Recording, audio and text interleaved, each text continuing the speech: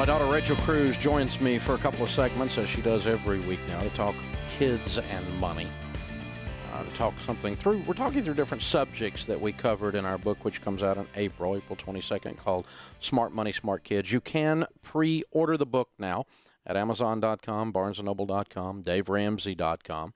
If you pre-order it, we are going to throw in $50 worth of stuff, and we're going to sell it to you at DaveRamsey.com for $20. It's a $25 book. We're giving you a bunch of extra stuff because it helps us if you pre-order, because it helps drive, all of those sales count towards the some of the bestseller lists. And we're not trying to manipulate the list. The list actually works that way. We're just trying to say, hey, we want to sell a whole bunch of books, and so that we are a legitimate bestseller. It's that simple. So Rachel's with me. We're talking today from Smart Money, Smart Kids. You can get the book, by the way, at DaveRamsey.com. The $50 worth of extras is the ebook, the audio book, and the Securing Your Legacy, Safeguarding Your Legacy video that we'll give you as well. It's $50 worth of items, and the book's $5 off at DaveRamsey.com. If you buy it at one of the other places, you just got to go to SmartMoneySmartKids.com and fill out the paperwork with your proof of purchase, and also we can send you your free stuff. Your free stuff. That is, if you pre-purchase the book before April 22nd. April 22nd is going to be here really fast. It's coming up quick. Only about 2 months away.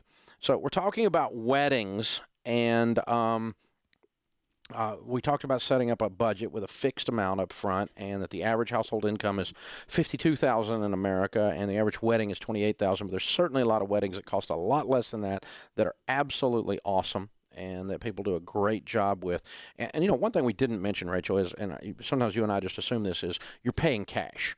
You don't go in debt for your stupid wedding under any circumstances. That is just ludicrous. It's just crazy to do stuff like that, and yet people do it all the time. And, I actually got if I can find it here, an email. Oh, yes, this is awesome. Couple takes out $10,000 debt for their wedding. My wife and I work for a church in New York, and when the economy started to have trouble, the church stopped paying us, or they pay us a month late. We took out a $10,000 loan for our wedding and paid off half of it, but then we weren't able to make the payments. We contacted the lender. Now they're suing us. We're thinking about filing bankruptcy. On a wedding loan. Not a good memory. On a wedding loan. Yeah. They're going to repossess the dress. I mean, oh my gosh. Yeah. So, yuck.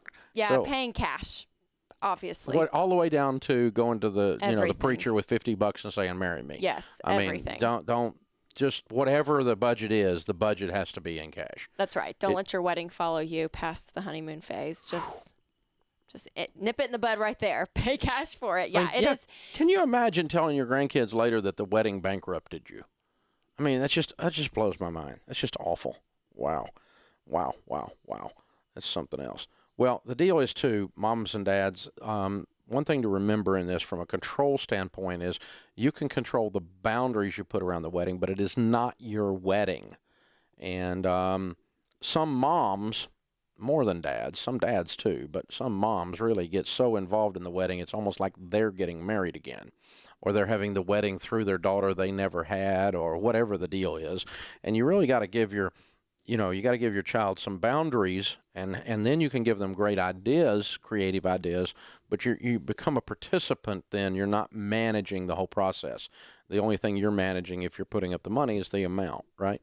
Yeah, I think that's right. And I think, you're giving your daughter, if it's the case of the wedding, a gift to budget a sum of money herself, and her fiance do that. And if you're, heavy-handed over every decision, that can probably not result in a lot of good things financially or emotionally, probably for your daughter. So be the cheerleader for sure. But as the daughter, if you're listening and you are the daughter that has received some money to pay for your wedding, obviously be grateful and see that as a tremendous gift. A lot of people do not get that opportunity. And so see that and be thankful for that. Yeah. And you and Winston working together, that was almost like your first budgeting opportunity together, wasn't it? You guys learned some things about each other. I mean, you're going through pre-marriage counseling while you're doing all of this, and you've got this wedding budget pressure. So it became almost a marriage teaching tool for you all, didn't it? Yeah, I'm glad he stayed with me, considering I broke the budget. He married a spender. No, but it had good discussion. We had great discussions around it, and you kind of see your personality come out within it. And so obviously I advise people not to combine your money until you've said I do, but the wedding budget I think can be an exception, especially if you obviously are secure in the relationship and know you're going to go forward with it. For that just to be a great learning opportunity. And again, you discover things about yourself and your fiance that you may or may not have discovered. All right, let's go to Aaron in Cincinnati, who has a question or a comment about weddings and wedding budgets. Aaron, your question for Rachel and I. Hi, Dave. Thanks for taking my call. Rachel, how are you? Good. Thank you, Aaron. My question is really regards to hits exactly what you guys are talking about. My wife and I, we just finished baby step 3, so we're moving on to saving for kids' college, and we're looking at planning all that kind of stuff. But I particularly have also been thinking about weddings way down the road. We've got 2 little girls, ages 5 and 2, so we've got plenty of time.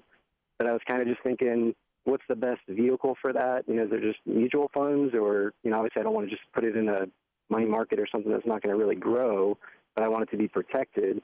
And then also, I guess, it just kind of relates to that priorities, when it comes to our 401k, and then obviously we're trying to save for college as well. What should the priority step be there? Well, we use, of course, baby step 4, 15% of your income going into retirement. That's a priority. College is baby step 5, and that's a priority. If I had to choose between a child graduating from college debt-free and a child having a big fancy wedding, I'm going to choose college in about a nanosecond. And Sure. that's the value system of the Ramseys, because we believe knowledge gives you the ability to propel into the future. We did not set aside at our house separate funds for a wedding fund. It's not necessarily a bad idea, but we didn't do it. We just had money invested. And we took some of that invested money and just pulled a little bit out. And as I said, with Rachel and Winston, just wrote them a check and opened them up a wedding account. So it really wasn't earmarked, but it was more just in general beyond our retirement, beyond our, the baby steps, the college, and then paying off the house. Beyond that, we just generally built some wealth and investments, and we used some of those investments to do that. And it was, of course, nowhere near half of our annual income. We wouldn't have even thought of that. That would have been absurd. I wish. Yeah, not really. You don't either. It would have been on the news. But no, you just don't. So you just got to keep it in balance that way and start thinking towards that. But, if you're in a tight budgeting situation and you're not making huge headway on paying off the house and those kinds of things, it's probably going to mean a modest wedding, and that's fine. But because we're choosing college and paying off the home and having a retirement ahead of the size of the wedding, and that would be my priority by far, because I know that sounds a little financial planner-esque or whatever, maybe not so romantic, but again, a wedding is a wonderful thing, but it is one freaking day. But Aaron, I commend you to say that your girls are already, so young, and you're already thinking about this, and you guys are already on baby step 3. So more than likely, by the time they turn 25 or however old they are when they get married, I'm sure you guys will be perfectly fine to help with that. Yeah, you're running the track, dude. You're going to be fine. You're not going to have a problem. Rachel's right. And the cool thing is that when you start thinking about something like that when they're that age, you're so far ahead of most parents who are just trying to pay the light bill by Friday, and they're not thinking about the kid at all, except maybe feeding them, but certainly not thinking about their college, not thinking about a future wedding or those kinds of things. But yeah, it can be pricey, and so you've got to think about it. Because I have known peers of ours, Rachel's, contemporaries, who their parents would go take out a home equity loan or something like that to do the wedding. And again, we're saying cash, set out a budget ahead of time, look at some ratios. All of that budgeting process for the wedding and handling the whole concept of the wedding is in the Smart Money, Smart Kids book, and stay on top of it.